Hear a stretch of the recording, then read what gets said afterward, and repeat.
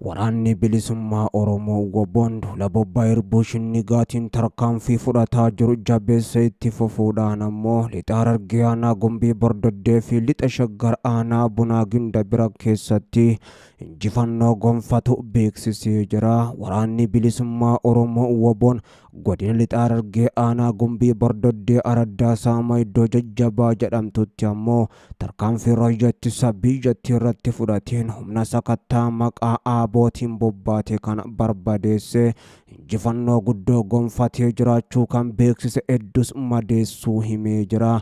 Lola kanaanis waraanni hedduun isaanii baqachuun kan himame ammoo meeshaaleen gurguddoonis Wobboon irraa booji'amanii jiru. Kana malees ammoo lixa Shaggar aanaa Bunaa Ginda birata gandaa Osolee iddoo addaa Dhoksaa jedhamuttis ammoo tarkaanfii jabduu waraana raayyaa ittisa biyyattii irratti fudhateen hedduu madeesse hedduu ajjeessu Wobboon giddu galeessaa kan beeksise. Irree fi gaachanni uummata Oromoo Wobboon lola bilisummaa fi walabummaadhaaf taasisu jabeessuudhaan itti fufee waraana Abiyyi Ahmad irratti bakka hundatti ammoo tarkaanfii fudhachuudhaan kasaaraa namaa fi qabeenya irraan gahaa jiraachuus himee jira. Wobboon lola jabaa giddu galeessa dabalatee lafoota hedduutti gaggeessaa jiru kanaan injifannoo guddoo gonfatee fuulduratti adeemaa jiraachuu kan beeksise. Wal waraansi Wobboo fi mootummaa gidduutti gaggeeffamaa jiru erga mariin marsaa lammaffaa walii galtee malee hafee ammoo jabaachuudhaan itti fufee bakkoota hedduutti gaggeeffamaa jira. Wobboon dhiyeenya ammoo duula Labobbaa Irbushinni jechuun lola guutuu Oromiyaa keessatti kan labse goleelee Oromiyaa hunda keessatti diinaa waliin kokkes wal qabaa jiraachuu beeksisee jira. Erga Wobboon tarkaanfii fudhatu jabeessuudhaan lafoota hundatti humnoota mootummaa dura dhaabbachaa jiraachuu himee as ammoo muummee Abiyyi Ahmadis waraanni bilisummaa Oromoo Wobboon Finfinnee yoo galee araa kiiloo dhuunfates ammoo bu'aan inni buusus hin jiru jechuudhaan dubbatuun isaanii inni yaadatama. Paarlaamaa irrattis ammas taanaan Wobboon tarkaanfii jajjabduu fudhataa jiruun duratti adeemaa jiraachuu kan beeksise. Giddu galeessa keessatti akka Wobboon ammoo Finfinnee hin galleef meeshaalee gurguddoodhaan Wobboo lolaa jiraachuun kan himame. Ajajoonni waraanaa ol aanoo ta'an koloneelonni raayyaa ittisa biyyattii hedduun lola giddu galeessa keessatti waraana bilisummaa Oromoo Wobboo waliin gaggeessaa jiran kana gubbatti ammoo aarsaa guddaa kafalaa jiraachuunis himamee jira. Ajajoonni raayyaa ittisa biyyattiidha humna guddoo Wobbootti bobbaasanis Wobboon ammoo akka baala mukaatti harcaasuudhaan hidhannoowwan danuu irraa gonfate ammoo ittiin of jabeessuun lolaa jiraachuun kan himame. Lola yeroo ammaan tana adeemaa jiru kana Wobboon injifannoo gurguddoo gonfachuudhaanis fuulduratti adeemaa jiraachuu beeksiseera.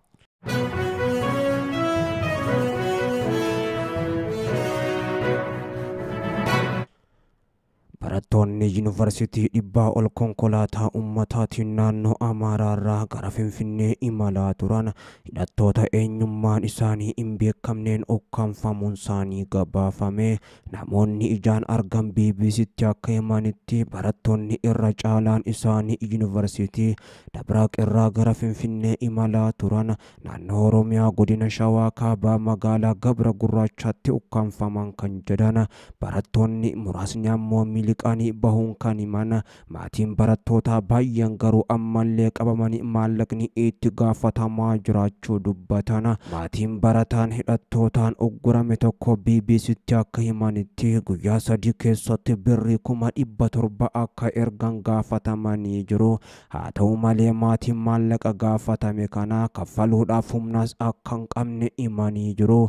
Eenyummaan qaamolee barattoota kana ukkaamsanii fi achi buutee barattoota irratti ammoo hanga ammaa wanti ifatti beekames hin jiru. Komishinii mirgoota namummaa Itoophiyaadhaa gabaasa waggaa kaleessa baaseen naannolee Oromiyaa fi Amaaraa keessatti taatee maallaqaaf jecha namoota ukkaamsuu babal'achaa dhufuu ibsee turuunsaatis ni yaadatama.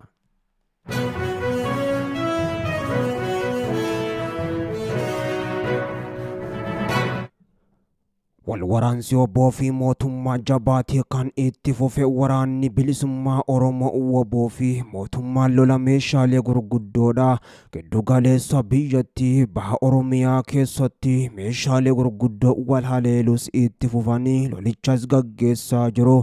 Yeroo lolli guddaan baha Oromiyaa lixa Harargeetti gaggeeffamaa jiru kanatti ammoo obboon zoonii baha aanaa Gumbii Bordoddee keessatti tarkaanfii jabduu fudhatuudhaan humnoota mootummaa hedduu barbadeessee jiraachuus beeksisee jira.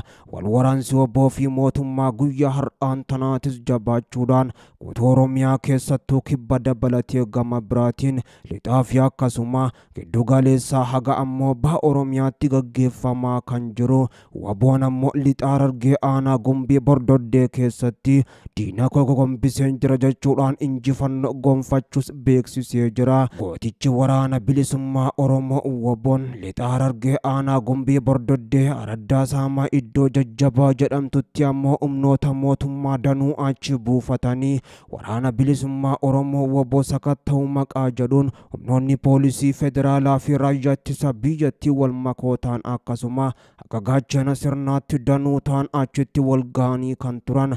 Waboon ammoo itti marsuudhaan tarkaanfii jabduu irratti fudhateen iddoo isaanii barbadeessee ajajaa 51 iddoo irraa deebiin qabnetti ergo beeksisee jira. Lola kanaanis ammoo waraanni Abiyyi Ahmad baqachuudhaan galaa harcaastee kotteedhaan nabaasiin ammoo ofirra deebitee jiraachuun kan himame. Waraanni bilisummaa Oromoo waboon lola meeshaalee gurguddoodhaan lixa Harargeetti gaggeesse kanaan ammoo humnoota mootummaa kanneen erga baqachiisee hidhannoowwan gurguddoos irraa booji'ee jiraachuu beeksisee jira. Ajajaa waraana bilisummaa Oromoo waliigalaa Jalmarroo Dirribaa Lammeessaa kanaan dura ammoo humni isaanii lola gaggeessuudhaaf humnoota mootummaatii waliin kibbaa fi akkasuma lixarraa gama giddu galeessaatti socho'u beeksisee kan ture. Amma kun waboo fi mootummaan giddu galeessa dabalatee haga baha Oromiyaa bakkoota garagaraatti meeshaalee gurguddoodhaan lolas walirratti gaggeessuu irratti argamu.